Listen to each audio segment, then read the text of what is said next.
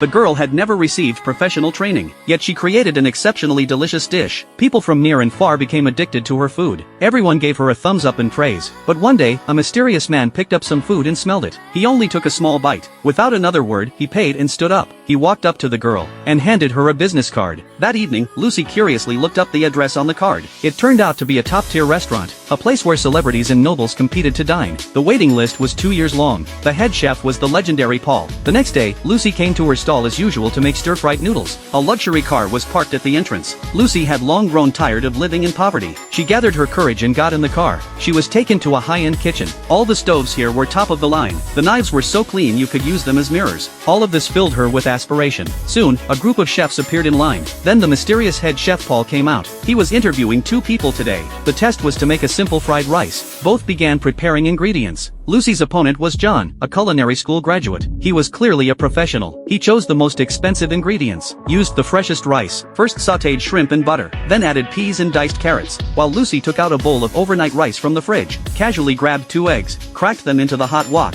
Everything was done street vendor style. Her opponent used low heat to cook slowly, while she used high heat for quick stir frying. Finally, 2 completely different fried rice dishes were done. One looked elegant and appetizing, the other looked ordinary. Then Paul picked up a spoon, glanced at John's fried rice, then turned to scoop a spoonful of Lucy's. He just smelled it and told John to go home. John was visibly dissatisfied, but Paul didn't bother to explain. Then he told Lucy, the secret to better fried rice is that bowl of overnight rice. He asked Lucy why she wanted to work here. Lucy said she wanted to be different. Paul was satisfied with this answer. After changing into work clothes, Lucy officially started her job. Paul only demonstrated once how to slice beef 2 millimeters thick, then let Lucy try it herself. Before she could even make the first cut, Paul pointed out it was too thick. She became extremely nervous, gathered courage and made the first cut. Paul threw the meat away immediately. Lucy almost cried from the criticism. It took many attempts to barely pass. Next was her specialty, high-heat stir-frying. But shortly after starting, Paul grabbed the wok and dumped everything. High-grade beef should melt in your mouth. The timing must be extremely precise. One wok after another was dumped. She was criticized again and again. Lucy's confidence was completely shattered. She cried from frustration, wanting nothing more than to leave. But if she left now, she would have to return to her small stall in the countryside. She resolutely returned to the kitchen. After many attempts, she quickly filled a bowl with stir-fried beef. Even though her hands were scalded, she didn't stop her movements. The next day, colleagues found that Lucy had practiced all night. She looked at Paul. Her eyes revealed determination. She turned on the gas and heated up the oil. The beef rolled in the wok.